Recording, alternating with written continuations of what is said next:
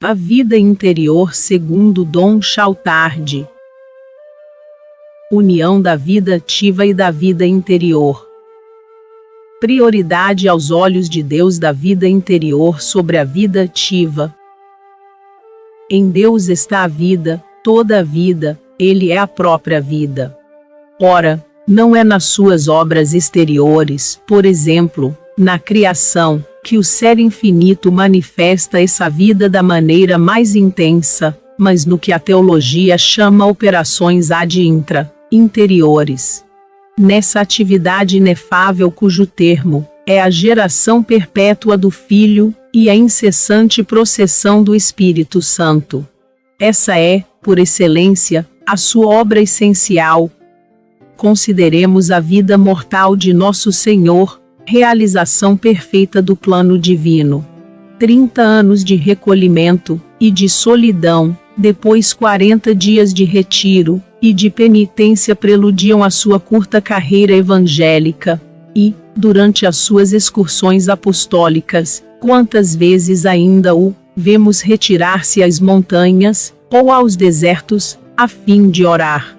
Retirava-se a lugares solitários para orar, São Lucas 5,16. Ou passar a noite em oração. Passou aí toda a noite, orando a Deus, São Lucas 6,12. Um momento ainda mais significativo.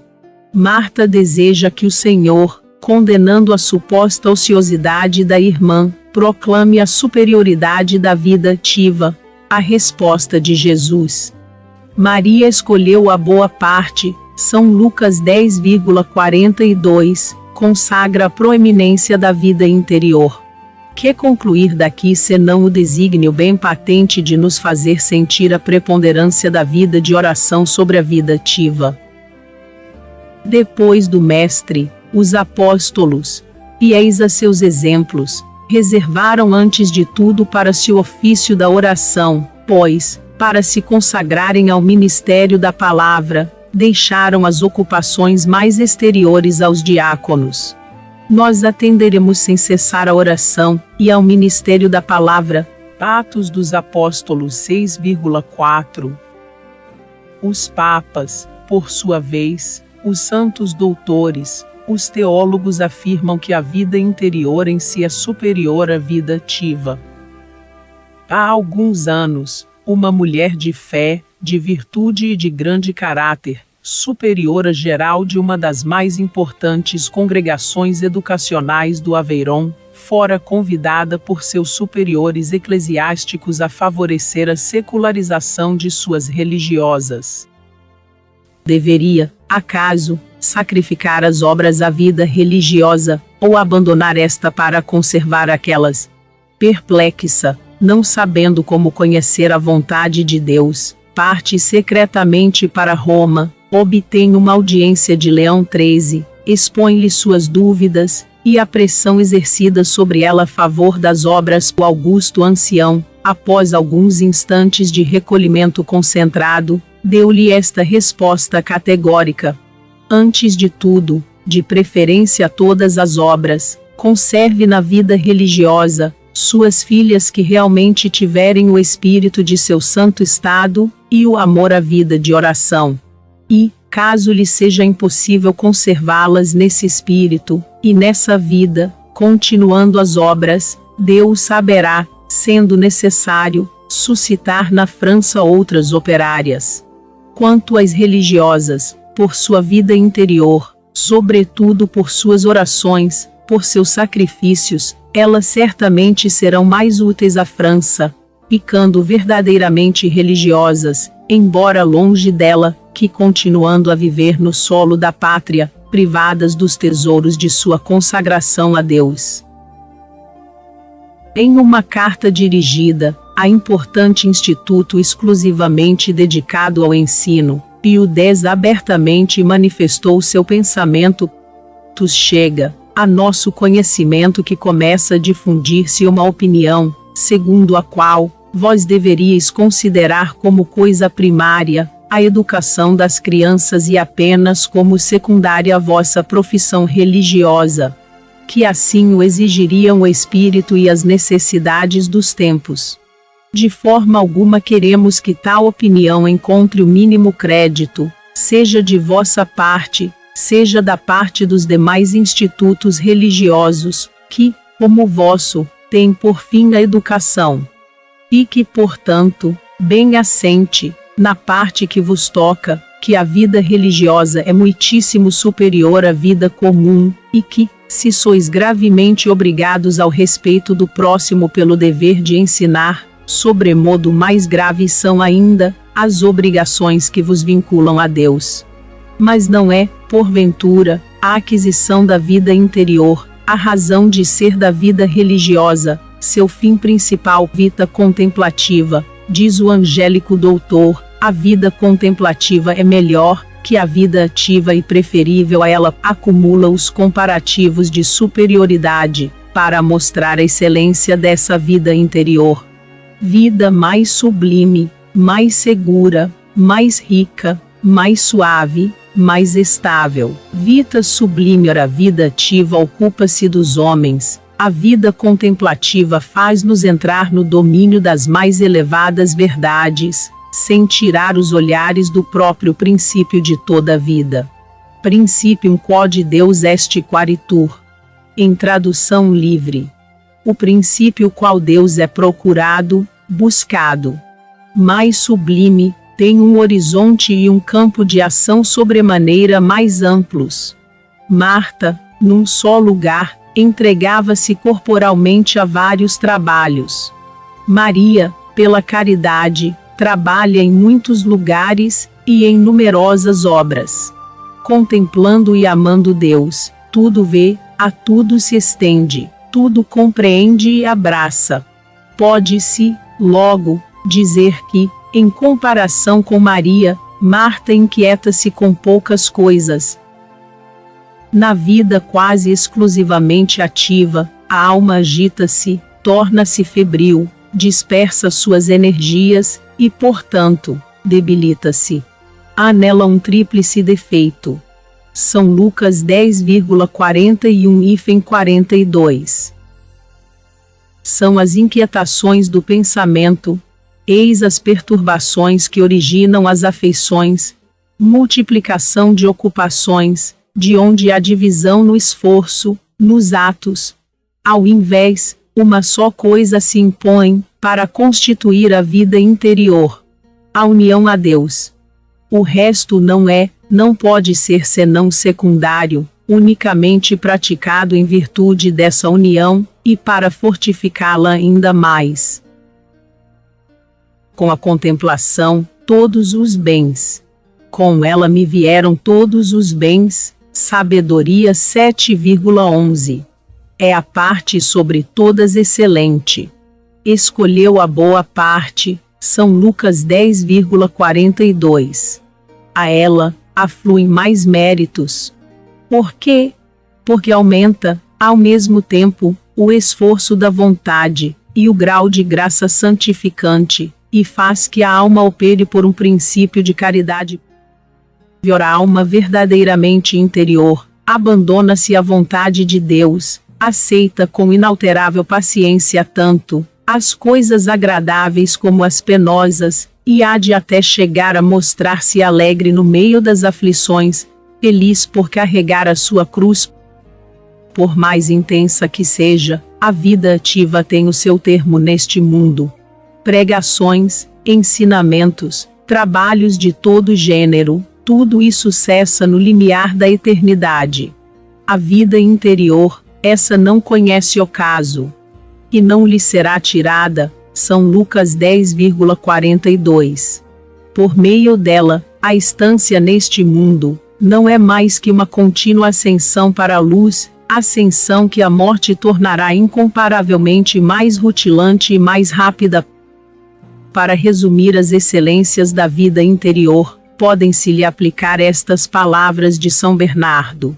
Nela o homem vive com mais pureza, cai mais raramente, levanta-se com mais rapidez, anda com mais cautela, é consolado do céu com mais frequência, descansa mais seguro, morre mais confiado, purga-se mais depressa, e é premiado com mais vantagem.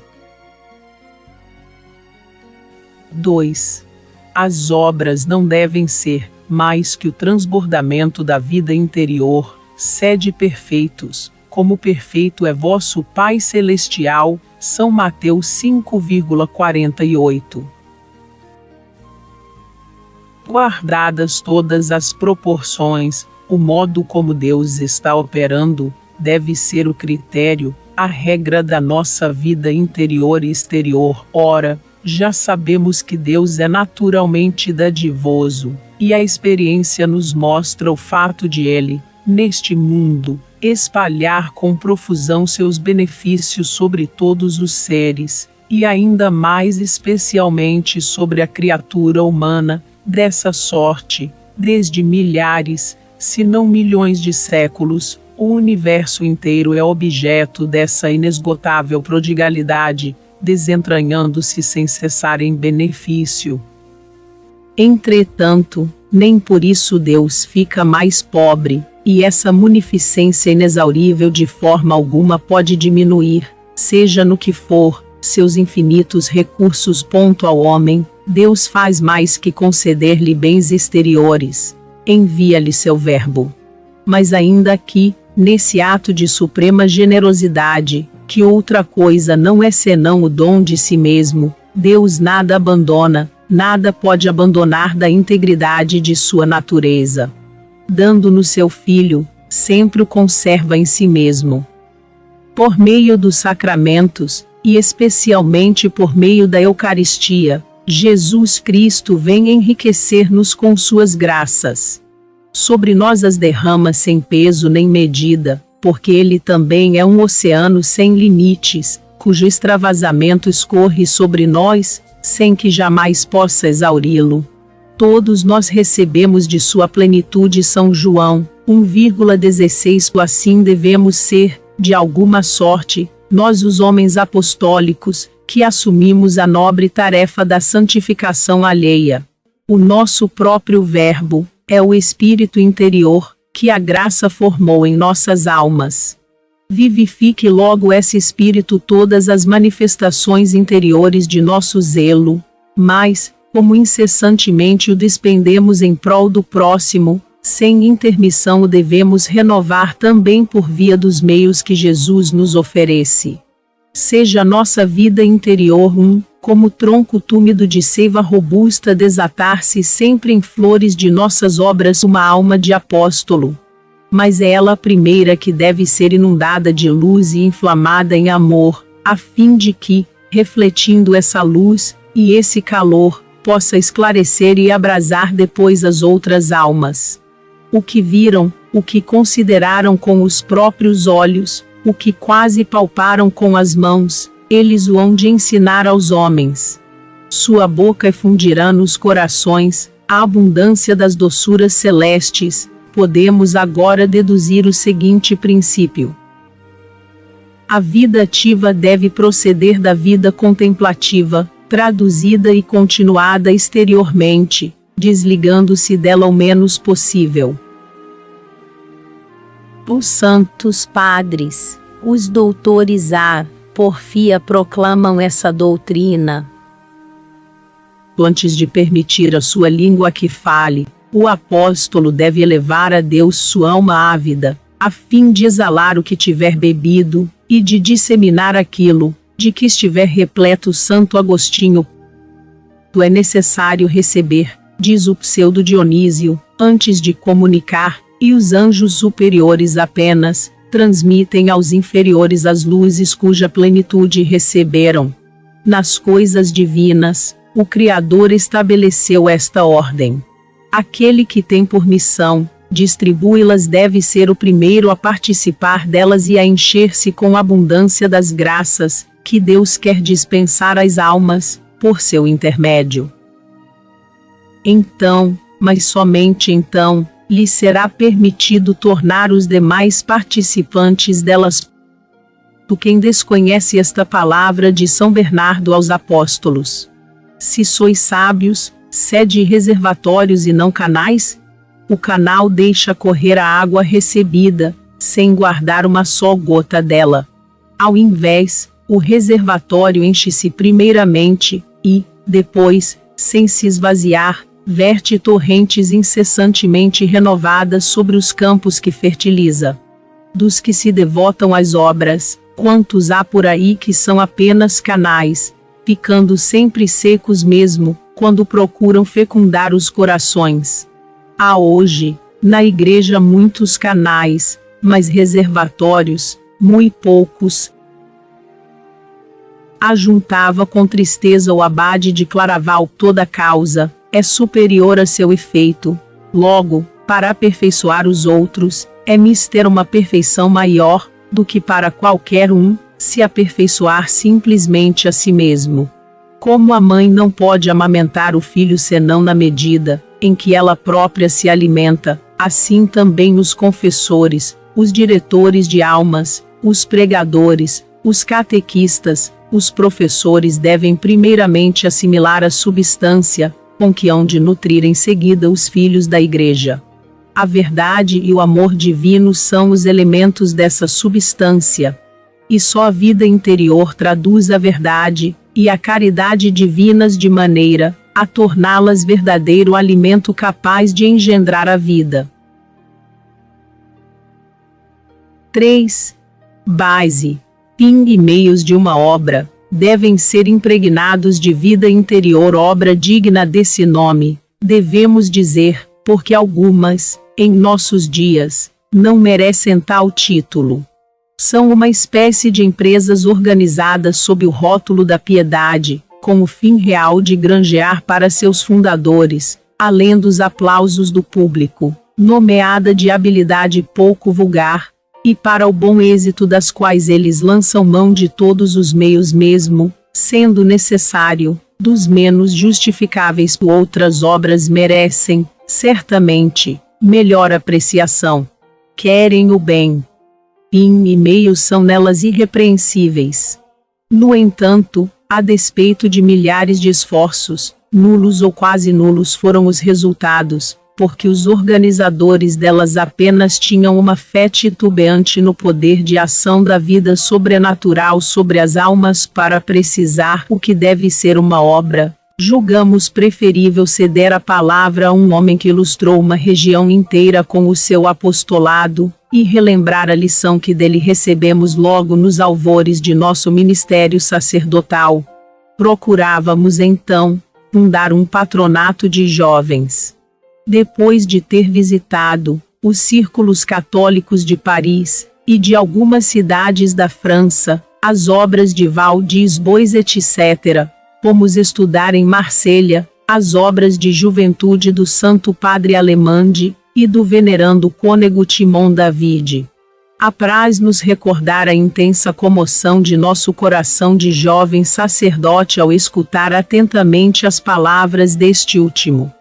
Filarmônica, teatro, projeções, ginástica, jogos etc., nada disso censuro. A princípio, eu também os julgava indispensáveis. Afinal são muletas de que se lança mão à falta de coisa melhor. Quanto mais avanço, tanto mais meu fim, e os meios de que uso se sobrenaturalizam, porque vou vendo com maior clareza que toda obra fundada sobre coisas humanas é destinada a perecer, e que só é abençoada pela providência, a obra que visa a aproximação de Deus e dos homens pela vida interior. Os instrumentos musicais já de há muito estão encostados, o teatro tornou-se inútil, entretanto, a obra mais do que nunca prospera. Por quê? É que meus colegas, e eu, por mercê de Deus, vemos agora as coisas melhor que ao princípio, e nossa fé na ação de Jesus e da graça centuplicou-se. Não hesite em visar ao mais alto possível, creia e ficará pasmado dos resultados. Vou explicar-me. Não tem apenas como ideal o proporcionar aos jovens algumas distrações honestas e escolhidas, que os desviem dos prazeres ilícitos e das relações perigosas, Não se contente com dar-lhe simplesmente aparências de cristianismo por meio da assistência maquinal à missa, ou da recepção bastante espaçada e apenas tolerável dos sacramentos.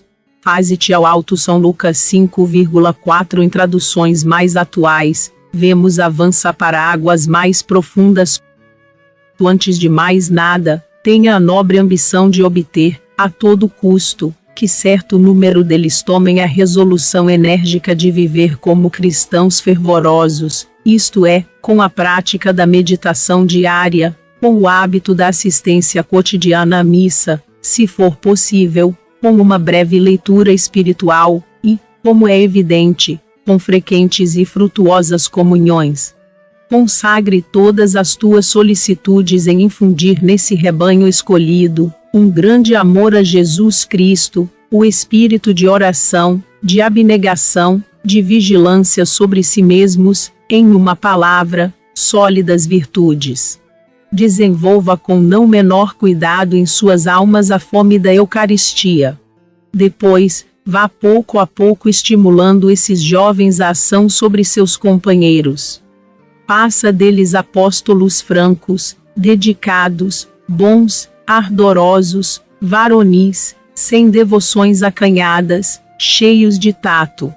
Que jamais caiam, sob o pretexto de zelo, na triste extravagância de andar espiando os colegas. E não é preciso que passem 2 anos para me vir então dizer, se lhes são ainda necessários instrumentos músicos ou decorações cênicas, para lograr uma pesca frutuosa. Percebo, respondi, essa minoria deve ser o fermento. Mas como proceder com os que se não possam levar a tal altura, com o conjunto, com esses jovens de todas as idades, com esses homens casados, que quiçá venham a pertencer ao círculo projetado? Infundir-lhes uma fé robusta, por meio de uma série de conferências preparadas com todo cuidado, e que preencham muitos dos teus serões de inverno. Teus cristãos sairão delas suficientemente armados, não só para replicar vitoriosamente aos colegas de escritório e de oficina, como também para resistir à ação mais pérfida do jornal e do livro. Fazer nascer nos homens convicções inabaláveis, que saibam afirmar quando for necessário sem respeito humano, já é resultado muito apreciável. Torna-se, entretanto, necessário levá-los mais longe, até a piedade, uma piedade verdadeira, ardente, convicta, esclarecida. Devo, porventura, logo no princípio, franquear a porta a qualquer um, o número só é desejável, quando os elementos recrutados forem bem escolhidos. O desenvolvimento de teu círculo deve ser, sobretudo, o resultado da influência exercida pelo núcleo de apóstolos, dos quais Jesus, Maria e vossa Reverendíssima, como seu instrumento, hão de ser o centro. A sede será modesta. Devo acaso esperar que os nossos recursos nos permitam arranjar outra melhor? Meu Deus! Ao princípio, salas espaçosas e cômodas podem, como um tambor, servir de chamariz para atrair atenções sobre uma obra incipiente. Mas, torno a repeti-lo, se souber pôr como base de tua associação a vida cristã, ardente, integral, apostólica, a sede estritamente necessária, bastará sempre para que nela caibam todas as coisas acessórias, que exige o funcionamento normal de um círculo. Ou, como poderá então, julgar que o ruído pouco bem faz, e o bem faz pouco ruído? E como há de verificar, que o Evangelho bem compreendido, faz diminuir seu orçamento das despesas sem prejudicar os resultados? Muito pelo contrário. Mas, antes de tudo, é necessário pagar a custa de tua própria pessoa, e isso não tanto para, laboriosamente, preparar representações teatrais, sessões de ginástica, como para acumularem-se a vida de oração, porque, persuada-se bem disto, na medida em que for o primeiro a viver do amor de nosso Senhor, nessa proporção será também capaz de inflamar os ardores desse amor nos corações alheios. Em suma, baseia tudo na vida interior? Sim, 1000 vezes sim, porque dessa sorte, em vez de liga, obtém-se ouro puro. E o que acabo de dizer a respeito das obras de juventude, pode-se também aplicar a outra obra qualquer, paróquia, seminário, catecismo, escola, círculo militar, etc. Fiz-se em minha velha experiência. Quanto bem não produz, em uma grande cidade, uma associação cristã, que verdadeiramente viva no sobrenatural. Opera como fermento poderoso, e só os anjos podem dizer quão fecunda ela é em frutos de salvação. Ah! Se todos os sacerdotes, todos os religiosos, e até todas as pessoas de obras, conhecessem a força da alavanca que têm nas mãos, e tomassem cada vez mais como ponto de apoio o coração de Jesus, e a vida em união com esse coração divino, seriam capazes de soerguer a França e qualquer país. É certo que a soergueriam, a despeito dos esforços de Satanás e de seus partidários.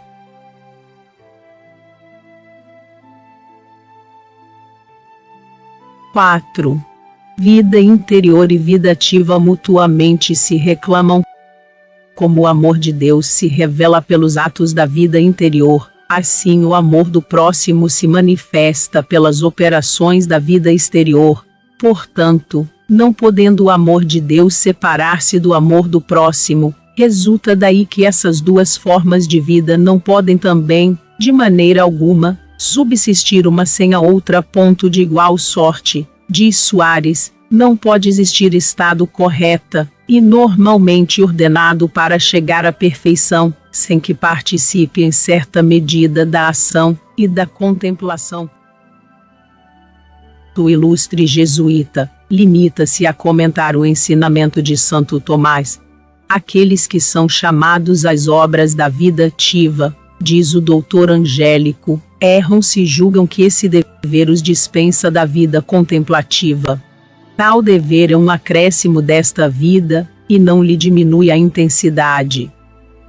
Destarte, as duas vidas, longe de se excluir, reclamam-se, supõem-se, misturam-se, completam-se mutuamente, e, se de qualquer das duas se deve fazer um quinhão mais considerável, é por sem dúvida da vida contemplativa, a mais perfeita e a mais necessária. A ação, para ser fecunda, carece da contemplação. Quando esta atinge certo grau de intensidade, difunde sobre a primeira algum tanto de seu excedente, e, por meio dela, a alma vai aurir diretamente no coração de Deus as graças que a ação se encarrega de distribuir. Por isso é que, fundindo-se na alma de um santo, a ação e a contemplação, em harmonia perfeita, ambas dão à vida dele unidade maravilhosa. Tal, por exemplo, São Bernardo, o homem mais contemplativo, e ao mesmo tempo mais ativo do seu século, e de quem faz esta admirável pintura um de seus contemporâneos. A contemplação e a ação harmonizavam-se nele a ponto tal, que esse santo a um tempo parecia inteiramente dedicado às obras exteriores, e inteiramente absorvido na presença e no amor de seu Deus. Comentando este texto da Sagrada Escritura: põe-me como um selo sobre teu coração, como um selo sobre teus braços. Cânticos 8,6. Padre Saint-Jury descreve admiravelmente as mútuas relações entre as duas vidas. Vamos resumir as suas reflexões. O coração significa a vida interior, contemplativa. O braço, a vida exterior, ativa. Texto sagrado fala do coração e do braço para mostrar que as duas vidas se podem aliar e harmonizar perfeitamente na mesma. O coração é indicado em primeiro lugar, porque é um órgão sobremaneira mais nobre e necessário que o braço. Da mesma forma, A contemplação é muito mais excelente e mais perfeita e merece muito mais estima que a ação. Dia e noite, o coração palpita. Um só instante que este órgão essencial parasse, logo a morte sobreviria. O braço, parte apenas integrante do corpo humano, esse somente se move por intervalos. Do mesmo modo, devemos, algumas vezes, dar tréguas a nossos trabalhos exteriores, mas, ao invés, nunca devemos afrouxar em nossa aplicação às coisas espirituais. Coração dá vida e força ao braço por meio do sangue que lhe envia, e, sem este, o braço se dessecaria. Da mesma forma, a vida contemplativa, vida de união a Deus, graças às luzes, e à perpétua assistência, que a alma recebe dessa intimidade, vivifica as ocupações exteriores. Só ela é capaz de lhes comunicar simultaneamente o caráter sobrenatural e a real utilidade. Sem ela, tudo fica entambido, estéril, cheio de imperfeições. O homem a miúde separa o que Deus uniu, por isso é que tão rara é essa união perfeita. Demais, para ser realizada, exige ela um conjunto de precauções frequentemente negligenciadas. Nada empreender que ceda às próprias forças. Ver em tudo habitual, mas simplesmente, a vontade de Deus. Não nos metermos em obras senão quando Deus quer, e na medida exata, em que lhe apraz ver-nos consagrados a elas, e somente com o desejo de exercer a caridade. Logo no princípio, oferecer-lhe nosso trabalho, e, no decurso de nossos labores, reanimar a miúde, por meio de pensamentos santos, por meio de ardentes orações jaculatórias, nossa resolução de não trabalhar senão por ele, e para ele. Em suma, seja qual for a atenção que devamos prestar a nossos trabalhos, conservar-nos sempre em paz, perfeitamente senhores de nós mesmos. Quanto ao bom êxito, deixá-lo unicamente nas mãos de Deus, e aspirarmos a ver-nos livres de todos os cuidados apenas para nos reencontrarmos sós por sós com Jesus Cristo. Tais são os sapientíssimos conselhos dos mestres da vida espiritual, para chegarmos a essa união. Por vezes, as ocupações hão de multiplicar-se a tal ponto, que exijam o dispêndio de todas as nossas energias, sem que, por outro lado, nos possamos desembaraçar do fardo, ou mesmo aligeirá-lo. A consequência poderá ser a privação, por um tempo mais ou menos longo, do gozo da união a Deus, mas essa união somente sofrerá algum dano, se nós assim o quisermos. Prolongando-se esse estado, é necessário por tal motivo gemer, sofrer e temer acima de tudo, o habituarmo-nos a ele. O homem é fraco, inconstante. Se descuida de sua vida espiritual, depressa perde o gosto dela. Absorvido pelas ocupações materiais, acaba por comprazer-se nelas. Pelo contrário, se o espírito interior manifesta sua vitalidade latente por meio de suspiros e gemidos, esses lamentos contínuos, como provém de uma ferida que se não fecha mesmo no meio de uma atividade transbordante, constituem o mérito da contemplação sacrificada, ou melhor, a alma realiza essa admirável e fecunda união da vida interior e da vida ativa. Oprimida por essa sede de vida interior, que não logra apagar a seu bacharel prazer, a alma há de voltar com ardor, logo que possa, à vida de oração. Nosso Senhor sempre lhe há de reservar alguns instantes de entretenimento com ele. Exige, porém, que a alma os não despreze e há de então compensar-lhe com o fervor, a brevidade desses felizes momentos. Como as vias de Deus se assinalam pela sabedoria e pela bondade. Que maravilhosa direção não dá ele às almas por meio da vida interior, conservada no seio da ação, e sem embargo generosamente oferecida, essa pena profunda de termos de consagrar tanto tempo às obras de Deus, e tão pouco ao Deus das obras, tem sua compensação. Graças a ela, desvanecem-se todos os perigos de dissipação, de amor próprio, de afeições naturais. Essa disposição da alma, longe de prejudicar a liberdade do espírito e a atividade, dá-lhes um caráter mais ponderado. Ela forma prática do exercício da presença de Deus, porque a alma, na graça do momento presente, encontra Jesus vivo, oferecendo-se-lhe oculto sob a obra a realizar.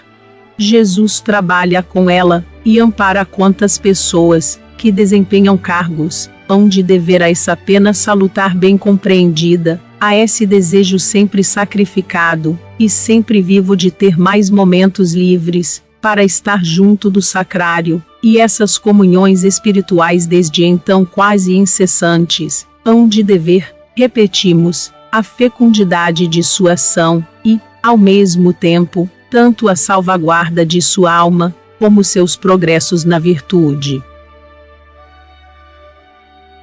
5. Excelência dessa união. A união das duas vidas, contemplativa e ativa, constitui o verdadeiro apostolado, obra principal do cristianismo, diz Santo Tomás. Principalissimum officium. O apostolado supõe almas capazes de ferver de entusiasmo por uma ideia, de se consagrar ao triunfo de um princípio. Sobrenaturalize-se a realização desse ideal pelo espírito interior, animem-se com o espírito de Jesus o fim, o foco de zelo, e a escolha dos meios, e logo teremos a vida mais perfeita em si mesma, a vida por excelência, visto como os teólogos a preferem à simples contemplação. O apostolado do homem de oração é a palavra conquistadora com o mandato de Deus, o zelo das almas, a frutificação das conversões. É o vapor da fé de emanações salutares. O apostolado do santo é a sementeira do mundo. O apóstolo lança às almas o grão de Deus. É o amor em fogo que devora a terra, o incêndio do Pentecostes irresistivelmente propagado através dos povos. A sublimidade desse ministério consiste em prover a salvação de outrem, sem prejuízo para o apóstolo. Transmitir as verdades divinas às inteligências humanas. Não é esse, porventura, um ministério digno dos anjos?